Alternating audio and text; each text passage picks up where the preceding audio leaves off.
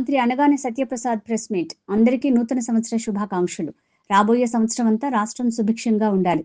ఉపాధి కల్పన కోసం మంత్రి లోకేష్ కష్టపడుతున్నారు. గ్రామాలు అభివృద్ధి చెందాలి, రాష్ట్రం బాగుండాలి అని పవన్ కోరుకుంటున్నారు.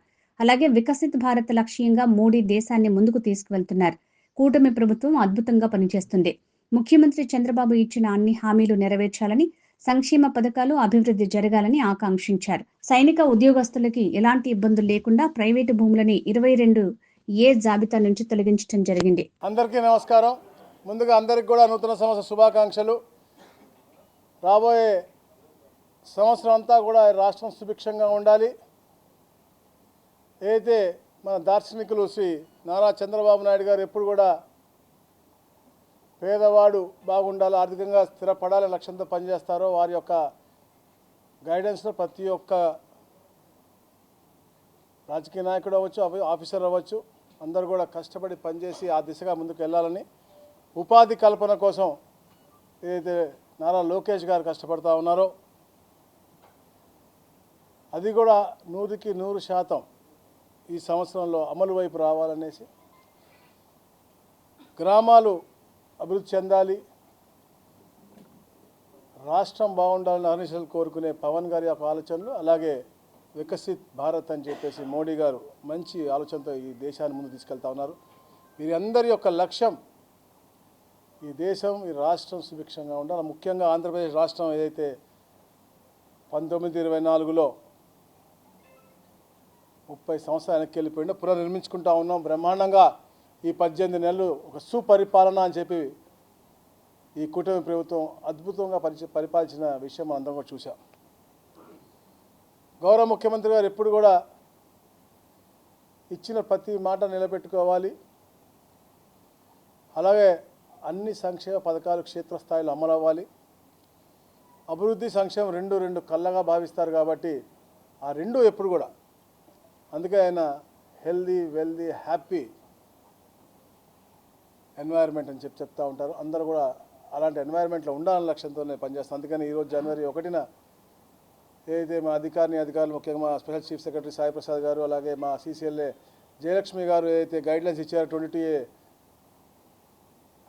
నుంచి తీసేయటానికి, నిషిద్ధ జాబితా నుంచి తీసేయడానికి ఇవ్వాల్సిన 9 అంశాలు ఇచ్చారు. దాంట్లో 5 అంశాలు ముఖ్యంగా ఏదైతే ప్రైవేట్ భూముల్లో ఉన్నా కానీ, స్వతంత్ర సమరయోధులు లేకపోతే సైనిక ఉద్యోగస్తులు ఎవరైతే ఉంటారో వారికి ఏదైనా ఒక్క డాక్యుమెంట్ ఉన్నా కానీ, లేకపోతే ఏదైతే సైనిక ఉద్యోగుల రిజిస్టర్ ఉంటుందో దాంట్లో మాజీ సైనికుల రిజిస్టర్ ఉన్నా కూడా తప్పకుండా 22Aలను తీసేయాలని చెప్పేసి, అలాగే ఏదైతే 18/6/1954 కంటే ముందు ఇచ్చినటువంటి అసైన్ భూములు వెంటనే తీసేసేయాలని చెప్పేసి, ఇట్లా పలు అంశాలపైన చర్చించి ఏదైతే తీశారో 5 అంశాలు కూడా మేము 22A నుంచి ఇమీడియట్ తీసేయమని చెప్పాము. ఏదైతే ఒక సర్వే నెంబర్లో కొంత భూమి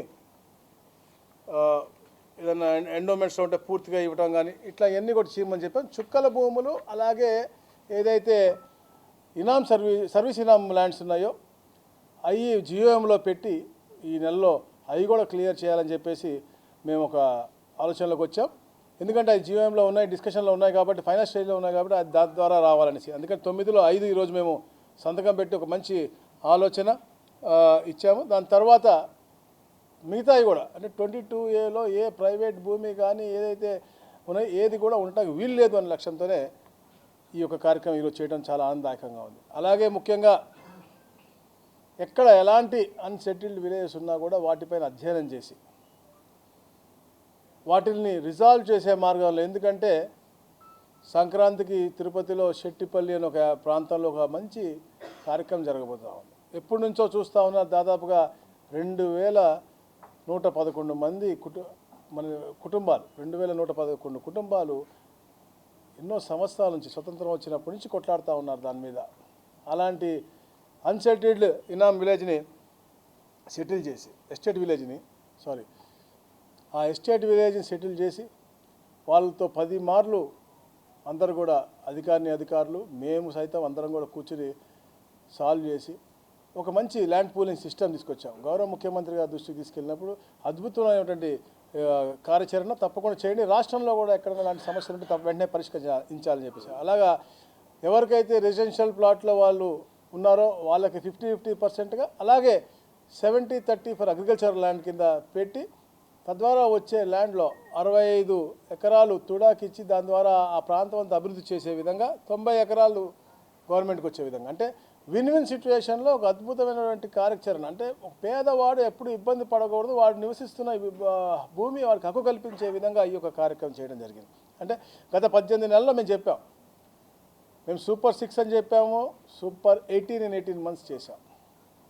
మేము రాగానే పెన్షన్ చెప్పిన దానికంటే కూడా వెంటనే ఎక్కువ ఇచ్చాము. 3,000 ఉండాల్సింది 4,000 చేయడం కానీ, 6,000 చేయడం కానీ, 10,000 చేయడం కానీ, 15,000 చేయడం. ఇది ఒకే సంతకంతో అందరికీ వచ్చే విధంగా గత ప్రభుత్వం చేసినటువంటి, అంటే అప్పుడు 250, ఇప్పుడు 250, ఇప్పుడు 270 కాకుండా, అంటే నేను చెప్పేది ఎందుకు చెప్తానంటే పేదవాడికి ఎప్పుడైతే మనం సంక్షేమ పథకాలు ఇస్తా అన్నామో అవి సక్రమంగా సకాలంలో ఇస్తే వారికి ఉపయోగపడుతుంది. స్త్రీ శక్తి అని పెట్టి చెప్పాం, ఎన్నో కార్యక్రమాలు చేసాం. దీపం 2 అవ్వచ్చు, అలాగే మౌజం ఇమాములకు గతంలో ఇచ్చేవాళ్ళం, ఇప్పుడు పాస్టర్లకు, అయ్యవార్లకు అందరికి కూడా ఇవ్వడం జరుగుతూ ఉంది. అలాగే ముఖ్యంగా ఇది మత్స్యకార భరోసా అవ్వచ్చు, చేనేతలకు అవ్వచ్చు, అలాగే జూనియర్ లాయర్లకు అవ్వచ్చు, ఇవన్నీ కూడా ఎన్నో కార్యక్రమాలు చేశాం. మరి ముఖ్యంగా ఏదైతే తల్లికి వందనం ఉందో, ఎంతమంది పిల్లలు ఉంటే అంతమందికి ఇచ్చే విధంగా, ఒక కుటుంబంలో 5 ఉన్నా కూడా వారికి కూడా 65,000 రూపాయలు వచ్చే విధంగా ఈ కార్యక్రమం, అంటే చరిత్రలో ఎప్పుడు ఊహించలే. అందరూ కూడా ఎంతమంది పిల్లలు ఉంటే అంతమందికి ఇస్తారన్నారు, కానీ తప్పకుండా ఇవ్వాలి అని చెప్పే లక్ష్యంతో ఆ కార్యక్రమం చేసాం. మెగా డిఎస్సి అదొక చరిత్ర. ఎప్పుడు ఎవరు అలా చేయని విధంగా ఇచ్చిన మాట ప్రకారం గౌరవ లోకేష్ గారు ఆ కార్యక్రమం చేయటమే కాదు, వారి కుటుంబాలందరినీ కూడా పిలిచి వాళ్ళతో మాట్లాడి వాళ్ళతో ఇంటరాక్ట్ అయ్యి వాళ్ళకు ఉన్నటువంటి ఇష్యూస్ అన్ని కూడా మాట్లాడి చేసినటువంటి గొప్ప కార్యక్రమం అది. అలాగే మొన్న కానిస్టేబుల్స్ కూడా మీరు చూశారు, చేశారు. మరి ముఖ్యంగా విద్యుత్ రంగం కూడా మనం చూస్తూ ఉన్నాం. ఎన్నో సంస్కరణలు తీసుకొచ్చిన ప్రభుత్వం, అంటే గతంలో కూడా రిఫార్మ్స్ మేము చేశాం, ఇప్పుడు కూడా రిఫార్మ్స్ చేస్తూ ఉన్నాం. పేదవాడికి ఎప్పుడు కూడా భారం కాకూడదని తప్పంతోనే ఈ ప్రభుత్వం పనిచేస్తూ ఉంది. గత పాలకులు చేసిన పాపాలకి ఈ ట్రూ అప్ ఛార్జెస్ అన్నీ కూడా పేదవాడికి నడ్డి విరిగేలాగా ఉండింది. కానీ మొట్టమొదటిసారి చరిత్రలో ట్రూ డౌన్ చేసినటువంటి చరిత్ర ఈ యొక్క కూటమి ప్రభుత్వాన్ని, 13 పైసలు తగ్గించినటువంటి పరిస్థితి. అలాగే అయితే గత 1924లో ఈ ట్రూ అప్ ఛార్జీలు ఉన్నాయి, దాంట్లో బాగా 4,497 కోట్ల రూపాయలు ప్రభుత్వం భరించాలని చెప్పేసి కూడా నిర్ణయించడం నిజంగా చాలా మంచి పరిణామం. ఎందుకంటే పేదవాడికి ఎప్పుడు కూడా ఇబ్బంది పెట్టము, ఎట్టి పరిస్థితుల్లో కరెంట్ ఛార్జీలు పెంచమని చెప్పేసి ఆ రోజు చాలా గట్టిగా మేము చెప్పాం. ఈరోజు అది నిరూపించుకుంటా ఉన్నాం. గతంలో కూడా మేము 14-19లో కూడా ఒకసారి 2 సార్లు పెంచడం జరిగింది తప్ప ఎప్పుడు కూడా పెంచలేదు. కానీ 1924లో 12 సార్లు పెంచి కేవలం వాళ్ళ అనువాయులు బాగుపడే విధంగా రిఫార్మ్స్ తీసుకున్నటువంటి గత ప్రభుత్వాన్ని.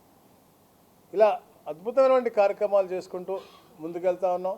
తప్పకుండా ఎవరైతే ప్రజాహితం కోరుతారో వాళ్ళు ఈ రాష్ట్రంలో సుఖంగా సుభిక్షంగా ఉండాలి. ఎవరైతే గతంలో తప్పులు చేశారో వాళ్ళు శిక్షింపబడాలి. ఎందుకంటే మేము ఎప్పుడు కూడా వెండిక్టివ్ గవర్నమెంట్ కాదు. వెండిక్టివ్ గవర్నమెంట్ అంటే ఎవరంటారు, రాగానే ముందు తీసుకెళ్ళాలి జైల్లో, అట్లాగా చట్టం దాన్ని పని చేసుకుంటూ ఎవరైతే తప్పులు చేశారో 2025 మధ్యాహ్నామ సంవత్సరం లాగా అయింది. ఈసారి నాకు అనిపిస్తూ ఉంది 26 భూములు సంబంధించినటువంటి నామ సంవత్సరంగా అయ్యేటట్టుగా ఉంది. ఎందుకంటే గతంలో అన్ని భూ కబ్జాలు అన్నీ చేశారు.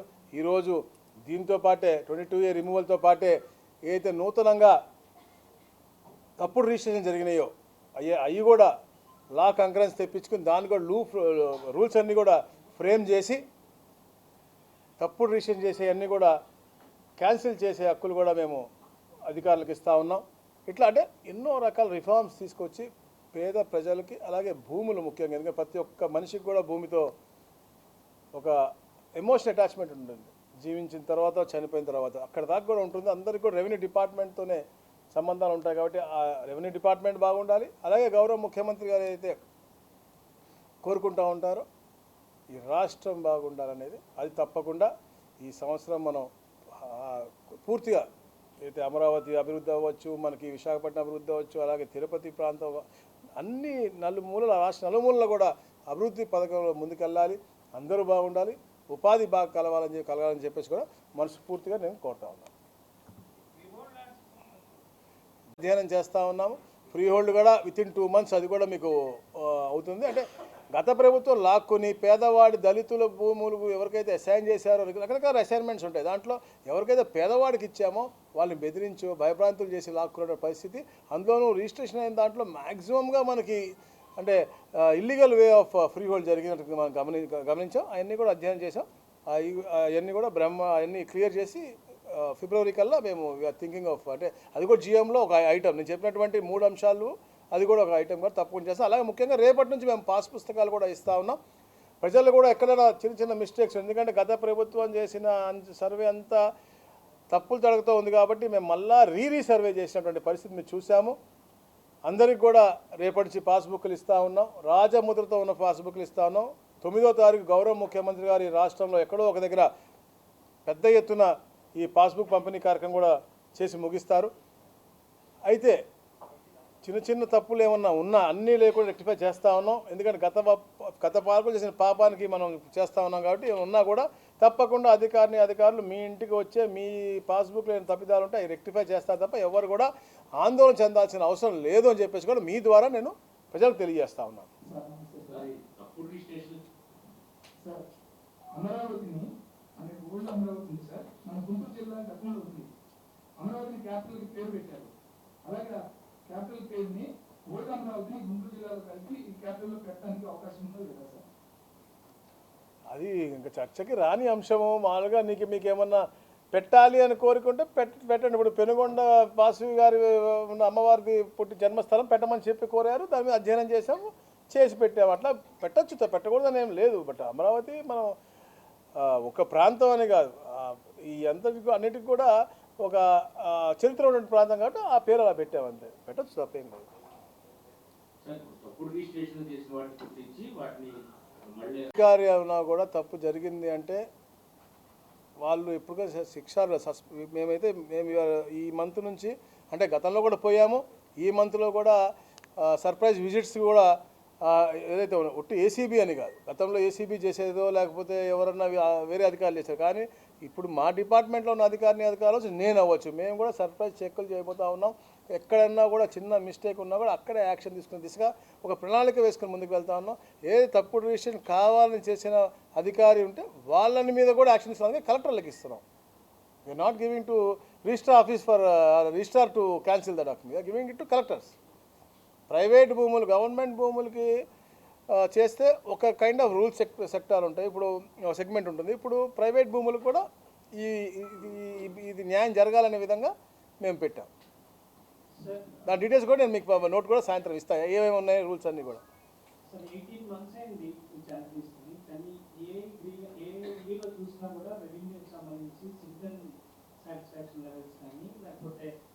పార్టీ ఆఫీస్లో పెట్టినా ఎక్కడ గ్రీవెన్స్ పెట్టినా కూడా ఎక్కువ రెవెన్యూకే వస్తున్నాయి. జనరల్ మీరు చేసిన ఆన్సర్ జనరల్గా రెవెన్యూ సంబంధించి ఉంటాయి, దగ్గరగా ఉంటాయి కాబట్టి there are n number of problems which are అంటే it's not possible to resolve. ఇప్పుడు వస్తారు, కుటుంబ సమస్య ఉంటుంది, అది కుటుంబ పెద్దలు కూర్చొని మాట్లాడుకోవాల్సిన సమస్య, అవి కూడా గ్రీవెన్స్ కింద వస్తారు. లేదు ఆవిడే సంతకం పెట్టేసి ఉంటుంది, తెలియకుండా సంతకం పెట్టాలి సార్ రిజిస్టర్ ఆఫీస్లో అని చెప్పేసి వచ్చేవి ఉంటాయి. లేదు ఎండోమెంట్స్ ల్యాండ్లో నేను ఇల్లు కట్టుకున్నాను, నాకు రెగ్యులర్ చేయలేము.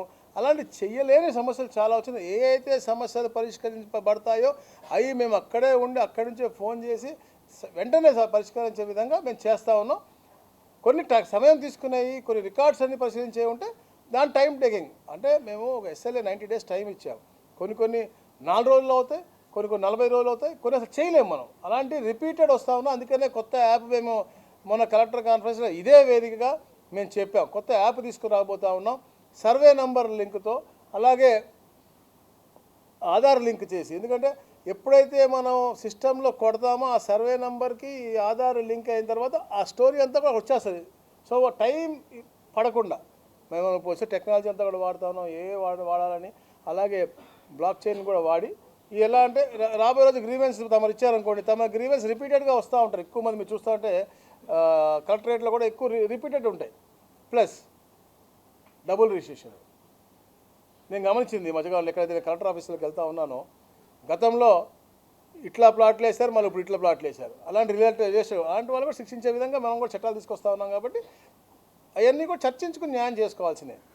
ఇప్పుడు షెట్టిపల్లి ఉంది, 10 సార్లు నేనే కూర్చున్నాను, నారాయణ గారు కూర్చున్నారు, కలెక్టర్ గారు, అందరూ కూర్చుని ఆ గ్రామ పెద్దలతో కూర్చుంటే 2111 కుటుంబాలకి మేము ఈ రోజున ప్లాట్లు ఇస్తా ఉన్నాం. లాటరీ సంక్రాంతి రోజున గౌరవ ముఖ్యమంత్రి గారి చేతుల మీదుగా నారావారిపల్లిలో తీపోతా ఉన్నాం.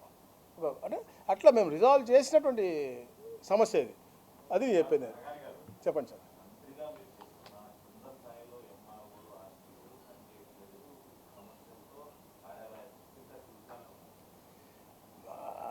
పని అయితే చేస్తూనే ఉన్నాం, బట్ ఓవర్లోడ్ అయిపోయింది అనేది వాళ్ళ ఒక ఇది. ఎందుకంటే రెవెన్యూ డిపార్ట్మెంట్ అయితే దాని 90% ఆఫ్ సర్వీసెస్కి రెవెన్యూ డిపార్ట్మెంటే పనిచేస్తూ ఉంటుంది. మీరు చూసుకోండి, ఏ సర్వీస్ తీసుకున్నా కూడా కంపల్సరీగా రెవెన్యూ డిపార్ట్మెంట్ చేయాల్సినటువంటి పరిస్థితి. ఆ డిపార్ట్మెంట్లో కింద స్థాయిలో కొద్దిగా ఓవర్లోడ్ ఉంది అనేది ఒక ఉంది. దాని మీద అధ్యయనం చేస్తున్నాం.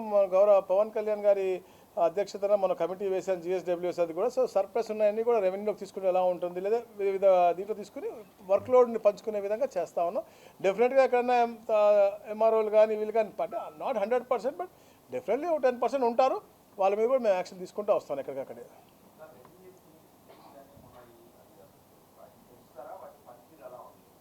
డెఫినెట్గా బాగుంది. నిన్న సత్యసాయి జిల్లాలో జరిగింది. ఒకే రోజు 286 అర్జీలు రిజాల్వ్ అయినాయి. మంచి ఇన్స్టెంట్గా 22 తీయగలిగిన ఇవన్నీ కూడా అంటే సామాన్యుడికి చాలామందికి తెలియట్లేదు. నా భూమి 22Aలో ఉందనో, లేకపోతే వాళ్ళు అమ్ముకుందామన్నా, లేకపోతే వాళ్ళ కుటుంబంలో ఇంకా వారసులకు ఇవ్వాలన్నప్పుడు తెలుస్తుంది వాళ్ళకి ఇవన్నీ 22Aలో ఉన్నాయనో, లేకపోతే ఏదో ఒక జాబితాలో పెట్టారా అని. అలాంటివన్నీ కూడా చేయగలరు. ఎందుకంటే ఒక కలెక్టరు, ఒక జేసీ, ఎవరైతే రెవెన్యూ సిస్టంలో ఉంటారో హైరార్కీ మొత్తం కూర్చుని ఉంటే అక్కడే మాట్లాడుకుని అక్కడ ఇమీడియట్గా రిజాల్వ్ చేసే విధంగా ఈ క్లినిక్ మంచి ఇదే మంచి రెమెడీ వస్తుంది, అవుట్కమ్ కూడా వస్తూ ఉంది. ఒక్కొక్క కలెక్టర్గా పెట్టినారు. అన్ని జిల్లాల్లో పెడుతున్నారు. ముందు మనకి మన్యంలో స్టార్ట్ చేశారు, దాని తర్వాత అది మన కలెక్టర్ కాన్ఫరెన్స్లో గౌరవ ముఖ్యమంత్రి గారు చెప్పారు. సో అన్ని జిల్లాల్లో కూడా పెడతా ఉన్నారు. గత ప్రభుత్వ హయాంలో ఎమ్మెల్యేలు, మంత్రులు చాలా మంది భూములు కబ్జా చేశారు, ఆక్యుపై చేశారని చెప్పి చాలా ఫిర్యాదులు వచ్చినాయి. ఎంతమంది మీద చర్యలు తీసుకున్నారు?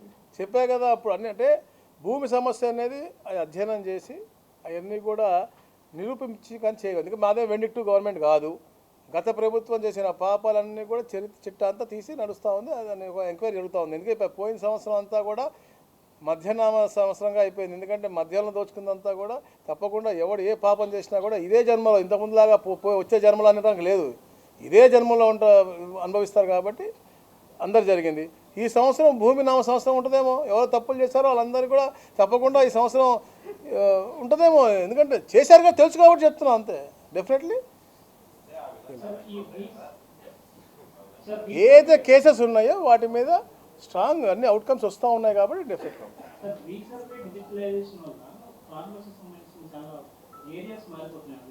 5% ప్రాసెస్ టెల్ 5% అనేది లీగల్గా ఇండియన్ లాలోనే ఇచ్చారు. 5% డీవియేషన్ వరకు. ఇప్పుడు నీకు 10 ఎకరాలు ఉందనుకోండి, 30 సెంట్లో 40 సెంట్లో పోయింది అనుకో తగ్గుతుంది. ఎందుకంటే చెప్తా, ఇంతకుముందు గతంలో చైన్ లింక్ మెష్తో చేసేవాళ్ళు, చైన్తో చేసేవాళ్ళు. అప్పుడేమే చైన్ లింక్తో చేసినప్పుడు అది ఎండాకాలంలో కొంచెం సాగేది, చలికాలంలో ఉండేది. చైన్ అంటే సాగుతుంది ఉంటుంది కదా, అవునా కదా? అప్పుడు కరెక్ట్గా చేసేవాళ్ళు కాదు. చెట్టు వచ్చింది, వాగు వచ్చింది, వంక వచ్చింది, అటు తిప్పేవాడు ఇటు తిప్పేవాడు రాసేవాళ్ళు. ఇప్పుడు రోవర్స్తో చేస్తున్నారు, టెక్నాలజీ వాడుతున్నాం, పర్ఫెక్షన్ ఇప్పుడు.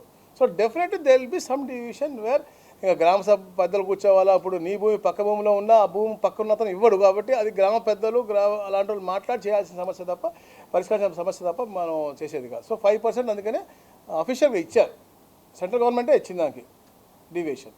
Okay, thank you.